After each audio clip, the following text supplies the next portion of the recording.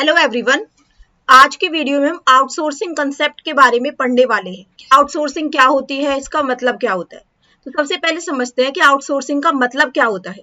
Outsourcing means hiring another person. Outsourcing का मतलब होता है अपने काम को करवाने के लिए किसी दूसरे पर्सन को हायर करना। इसका मतलब है कंपनी और organisation outside your own to do certain task, services और work instead of doing it yourself और inside your business. For example, हमारा एक बिजनेस है, हम कोई भी एक बिजनेस कर रहे हैं, हम क्लोथिंग का बिजनेस कर रहे हैं, हमारा कपड़ों का बिजनेस है। लेकिन हमने क्या किया, हमने किसी अपने एक पर्टिकुलर टास्क को करवाने के लिए दूसरे लोगों को वो काम सौंप दिया। हमने किसी दूसरी कंपनी से या ऑर्गेनाइजेशन से या लोगों से हमने वो उस काम को करवाया। तो इसे बोला जाता है आउटसोर्सिंग, कि हम अपनी जो सर्विसेज है वो बाहर से ले रहे हैं, या फिर हमने कुछ टास्क हमने बाहर से करवाया, कुछ हमने काम बाहर से करवाया। तो ये है outsourcing. Imagine you own a clothing brand, but instead of stitching the clothes yourself, you outsource that work to a factory in another city or country. They stitch it and you just sell it. Imagine कीजिए कि आपका एक clothing का brand है, लेकिन आपने क्या किया, आपने उन कपड़ों को खुद से सिलने की बजाय किसी दूसरे पर्सन को, किसी दूसरी फैक्ट्री को, किसी दूसरी सिटी में या कंट्री में जहां आपको लगा कि यहाँ पर चीपर रेट्स है, वहां पर आपने उस काम को सौंप दिया कि आपको इन कपड़ों को सिलना है और फिर हमें भेज देना है। तो इन कपड़ों को आप खुद से नहीं सिल रहे हो, आपने दूसरे पर्सन से उस काम को हायर करा के उस काम को कराया, वो उन्हें सिल के आपको दे रहे हैं और फिर आप उन्हें सेल कर रहे हो। तो इसको बोला जाता है आउटसोर्स। तो आज की इस वीडियो में हम डिस्कस करेंगे बीपीओ के बारे में एंड केपीओ के बारे में कि ये क्या होते हैं। तो सबसे पहले समझते हैं कि बीपीओ क्या होता है। बीपीओ स्टैंड करता है बिजनेस प्रोसेस आउटसोर्सिंग, जहां पर हम बिजनेस के प्रोसेस के आउटसोर्सिंग के बारे में बात करेंगे। इसका मतलब है एक company gives some part of its business work to another company to save time, money and effort. इसका मतलब है एक कंपनी ने अपने बिजनेस वर्क के कुछ हिस्से को, मतलब एक बिजनेस वर्क आएगा इसमें, क्योंकि बिजनेस प्रोसेस आउटसोर्सिंग है, उसको हमने दिया किसी और कंपनी को। क्यों दिया? अपनी कंपनी का टाइम सेव करने के लिए, मनी सेव करने के लिए, ताकि बाहर से काम थोड़ा सस्ते में हो जाए, एंड एफर्ट सेव करने के लिए। तो ये है basically business process outsourcing. The routine jobs were performed by the regular staff of the company, लेकिन the trend has changed. The companies have started hiring outside agencies to perform routine jobs such as after sale services, maintaining books of accounts, etc.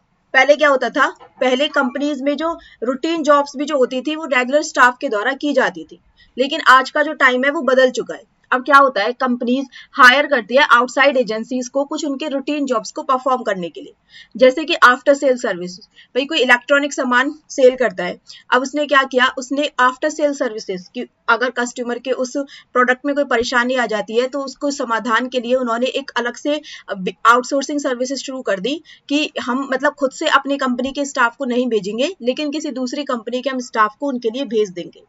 तो इसको बोला जाता है BPO. Maintaining books of accounts etcetera, ऐसे बहुत सारे काम होते हैं जो कि बिजनेस प्रोसेस आउटसोर्स के थ्रू कराती है। BPO is when one company hires another company to do specific business task, customer service, accounting, data entry etcetera. अब एडवांटेजेस या नीड क्या है बीपीओ की, मतलब इसके फायदे कौन कौन से? कंसंट्रेशन और कोर कॉम्पिटेंस, जो इससे क्या होता है, by outsourcing the routine task the companies can concentrate on more crucial matter. अब हमने जो हमें लगा कि इस काम में हमारी बहुत ज्यादा हेडेक हो रही है, या हम इस काम को अच्छे से परफॉर्म नहीं कर सकते हैं, बाहर से इस काम को हम सस्ते में भी करा सकते हैं, तो हमने उस काम को किसी दूसरे को सौंप दिया। तो अब और भी हमारी कंपनी में जो क्रूशियल मैटर है हम उन पर ज्यादा अच्छे से फोकस कर पाएंगे। By outsourcing the sale promotion function to an advertising agency, the company can concentrate on maintaining quality and on increasing production capacity. हमने क्या किया, हमने सेल प्रमोशन का जो फंक्शन था वो एक एडवर्टाइजिंग एजेंसी को दे दिया कि आप संभालो हमारी कंपनी का सेल प्रमोशन। अब कंपनी कॉन्सेंट्रेट कर रही है कि हम किस प्रकार से अपने प्रोडक्ट्स की जो क्वालिटी है उसको मेंटेन कर सकते हैं, प्रोडक्शन कैपेसिटी को किस प्रकार से इंक्रीज कर सकते हैं। नेक्स्ट है कॉस्ट सेविंग। इससे कॉस्ट सेविंग होती है। Outsourcing agencies perform the task for different companies. जो आउटसोर्सिंग एजेंसीज होती है वो बहुत सारी कंपनियों के लिए काम करती है। तो इससे क्या होता है, जो क्लाइंट कंपनीज है उन्हें इकोनॉमीज ऑफ सेल मिलती है, इससे उन्हें बहुत फायदा होता है। यू पे only for the service you use, मतलब आप जो सर्विस यूज कर रहे हो आपने केवल उसके लिए पे किया। Like paying for just 5 hours of a day of support instead of hiring someone full time. मतलब मैंने किसी पर्सन को फुल टाइम के लिए हायर किया हुआ है कि अगर मुझे आफ्टर सेल सर्विस अपने कस्टमर्स को देनी है तो वो फुल टाइम मेरे पास 1 month के लिए हायर्ड है। लेकिन अगर मैं उसी काम को आउटसोर्सिंग के थ्रू करा रही हूँ, तो जिस कंपनी से मैं आउटसोर्सिंग की सर्विसेज ले रही हूँ मुझे उनके लिए केवल तब पे करना है जब उन्होंने मेरा काम किया है। तो इससे कॉस्ट सेविंग होती है। Helps to avoid labour problem, इससे लेबर प्रॉब्लम में हेल्प होती है। The outsourcing services reduce the need for employing more number of employees as the outsourcing agencies take up the responsibility of performing routine jobs. इसमें flexibility होती है, scalability होती है. You can increase or decrease work quickly without hiring or firing full time employees. इससे क्या होता है, आप अपने जो वर्क है, मतलब आपको काम बढ़ाना है, तो आप उसको बिजनेस प्रोसेस आउटसोर्सिंग के थ्रू आप उसको करा सकते हो। आपको काम घटाना है, आप उनको काम मत दो, तो इसमें फ्लेक्सिबिलिटी है।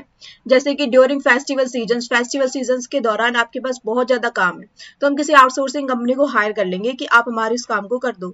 जैसे ही फेस्टिवल सीजन खत्म हो जाएंगे, हम फिर उनको हम बंद कर देंगे। More customer agents can be outsourced easily. Benefits of latest development मिलता है। The outsourcer maintains world class information technology infrastructure. The outsourcer acts as a consultant for that particular function and performs that function in a specialized way or in a better way. ठीक है, तो जो outsourcer है वो as a consultant भी work कर रहा है एक पार्टिकुलर फंक्शन के लिए, क्योंकि वो उसमें स्पेशलाइज्ड हो चुका है, तो उससे हमें स्पेशलाइजेशन के भी फायदे मिलते हैं। The client company can get the benefit of latest technology. जो लेटेस्ट टेक्नोलॉजी का उस आउटसोर्सिंग कंपनी में यूज हो रहा है, तो हमें हमारी कंपनी को उसका भी फायदा मिल रहा है। अब इसके लिमिटेशंस क्या है, मतलब अगर इसके फायदे हैं बीपीओ के, तो इसके कुछ नुकसान भी हैं। सबसे पहला है कॉन्फिडेंशियलिटी। आउटसोर्सिंग में क्या होता है, the parent company shares it's secret with the outsourcing company. जो पेरेंट कंपनी है, बेसिकली जो कंपनी आउटसोर्सिंग की सर्विसेज ले रही है, उसे अपने सारे सीक्रेट्स भी शेयर करने होंगे उस आउटसोर्सिंग कंपनी के साथ। And if outsourcing company does not maintain confidential information, लेकिन अगर उस आउटसोर्सिंग कंपनी ने अपने तक वो इन्फॉर्मेशन ना रखकर उसको पब्लिकली डिस्क्लोज कर दिया, then there can be problem for the parent company. The outsourcing company may even start a competitive business. Lack of control हो जाता है। The original company has less control over the quality outsourced work, क्योंकि हम किसी और से अपना काम करवा रहे हैं, तो उसमें क्वालिटी को भी हमें कॉम्प्रोमाइज करना पड़ेगा कि वो हमें कैसी क्वालिटी दे रहे हैं। If the BPO company does not handle customer service well, the company's reputation suffers. Quality vary कर सकती है। If the BPO staff is not skilled और train properly, the quality of service drops. Cultural differences हो सकते हैं। Sometimes the BPO workers do not fully understand the customer's culture और mindset, leading to confusion. कभी कभी क्या होता है, जो बीपीओ वर्कर्स है वो पूरी तरीके से कस्टमर के कल्चर को नहीं समझ रहे हैं, माइंडसेट को नहीं समझ रहे हैं, जिससे कल्चरल डिफरेंसेस बनते हैं। रिपीटेटिव एंड स्ट्रेसफुल वर्क होता है ये बीपीओ जॉब्स वालों के लिए, क्योंकि इसमें बहुत ज्यादा रिपीटिशन है कि वही वही काम उन्हें दोबारा दोबारा करना है। हाई प्रेशर हो जाता है उन पर and may lead to mental exhaustion. Less innovation है उनके लिए। Outsourced teams usually follow orders but may not bring new creative ideas. उन्हें हमेशा दूसरे पर डिपेंड रहना पड़ेगा। जो कंपनीज है वो बहुत ज्यादा डिपेंड हो जाती है बीपीओ पर, लेकिन अगर क्या हो कि बीपीओ स्टॉप हो जाए या फेल हो जाए, तो इसकी वजह से उन कंपनीज को बहुत प्रॉब्लम्स हो जाएंगी। अब हम बात करते हैं केपीओ की। अब तक हमने बीपीओ की बात की, जिसमें हम बिजनेस प्रोसेस आउटसोर्सिंग के बारे में बात कर रहे थे, उसके फायदे नुकसान। लेकिन अब हम बात करेंगे केपीओ की। KPO stand for knowledge process outsourcing. अब तक हम बिजनेस प्रोसेस आउटसोर्सिंग पढ़ रहे थे, अब हम पढ़ेंगे knowledge process outsourcing. It means outsourcing high level knowledge based expert work to another company और कंट्री। केपीओ बिजनेस में क्या होता है, firms get knowledge related and information related work done from an outside firm. इसमें basically क्या होता है, KPO में जो फर्म्स होती हैं उसमें नॉलेज रिलेटेड या इंफॉर्मेशन रिलेटेड काम हम दूसरों से करवा रहे हैं। बिजनेस प्रोसेस आउटसोर्सिंग में हम बिजनेस से रिलेटेड काम करवा रहे थे, लाइक प्रोडक्ट से रिलेटेड कि आपको हमारा ये प्रोडक्ट बना के देना है, आपको हमें सर्विसेज देनी है। लेकिन केपीओ में हम नॉलेज रिलेटेड वर्क उनसे कराएंगे। This involves high value work carried by highly skilled staff. इसमें हमें हाई वैल्यू वर्क वाले लोग चाहिए होंगे। In addition to providing expertise and consultancy service, often take many low-level decisions also. अब इसके बारे में बात करते हैं कि इसके फीचर्स कौन कौन से होते हैं केपीओ के। KPO involves complex high-level tasks that require deep knowledge, not just routine work. तो इसमें क्या होता है कि हमें कोई डाटा एंट्री से रिलेटेड हमारी कंपनी में वर्क होता है। अब हमारी कंपनी के पास इतनी नॉलेज या इतनी इन्फॉर्मेशन नहीं है, तो हमने एक केपीओ को हायर किया, केपीओ कंपनी को जो कि नॉलेज प्रोसेस आउटसोर्सिंग करती है। वहां से हमने एक पर्सन को हायर किया, एक कंसल्टेंट को, जो हमें उसके बारे में सारी की सारी नॉलेज और इन्फॉर्मेशन दे रहा है। तो इसको बोलते हैं KPO, knowledge process outsourcing. It is brain driven या ब्रेन ड्राइवन है, क्योंकि इसमें दिमागी काम है, नॉट जस्ट लेबर ड्राइवन। जो एम्प्लॉइज होते हैं केपीओ में एक्सपर्ट्स इन देयर फील्ड, वो अपनी फील्ड में एक्सपर्ट्स होते हैं जो केपीओ में वर्क कर रहे हैं। It requires professional degrees and specialised knowledge. जो केपीओ सर्विसेज होती है वो add value to the clients business by giving strategic insights, not just simple execution. KPO services में जो वैल्यू दी जाती है क्लाइंट्स बिजनेस को, उनको स्ट्रेटेजिक इनसाइट्स दिए जाते हैं। जो मोस्ट ऑफ द काम होता है वो इन डेप्थ रिसर्च, एनालिटिक्स का और इंटरप्रिटेशन ऑफ डेटा का होता है। KPO is often industry specific. KPO industry specific ज्यादा होता है, जैसे कि फाइनेंस की फील्ड में हो सकता है कि किसी पर्सन को केपीओ कंपनी में अगर फाइनेंस की अच्छी नॉलेज है तो वो उसकी हम नॉलेज की इंफॉर्मेशन उससे ले सकते हैं। लॉ में होता है, हेल्थ केयर में होता है, आईटी में होता है, एटसेट्रा। नेक्स्ट है स्मार्ट कार्ड। कि स्मार्ट कार्ड क्या होता है? Smart card is a small plastic card that contains a microchip or embedded computer chip which can store and process data securely. Smart card का मतलब होता है एक ऐसा स्मॉल छोटा सा प्लास्टिक का कार्ड जिसके अंदर एक माइक्रोचिप एम्बेडेड होती है या कंप्यूटर चिप एम्बेडेड होती है, जिसमें हमारा जो डाटा है वो सिक्योरली स्टोर होता है और उसमें वो प्रोसेस होता रहता है। अभी कैसे होता है? Smart card is a secure card used for various digital purposes, जैसे कि पेमेंट्स करने के लिए यूज किया जाता है, पर्सनल डाटा को स्टोर करने के लिए, एक्सेस देने के लिए, जिसमें एक टिनी चिप होती है जो कि इसके अंदर बिल्ड की जाती है। अब ये काम कैसे करता है? जो माइक्रोचिप है कार्ड में वो डाटा को स्टोर कर सकती है, भेज सकती है, कैलकुलेशंस कर सकती है। When you insert or tap it on a reader, it communicates with the system securely. जब आप उसे इंसर्ट करते हो या फिर कहीं ना कहीं उसे टैप करते हो तो ये समझ जाती है, जो चिप होती है वो उसको आराम से वो प्रोसेस कर पाती है। तो ऐसे कार्ड को बोला जाता है स्मार्ट कार्ड, जैसे कि एटीएम या debit card, Aadhaar card, health card, employ access card, metro card, ये सब स्मार्ट कार्ड्स हैं। अब बात करते हैं कि एटीएम क्या होता है। ATM stands for automated teller machine.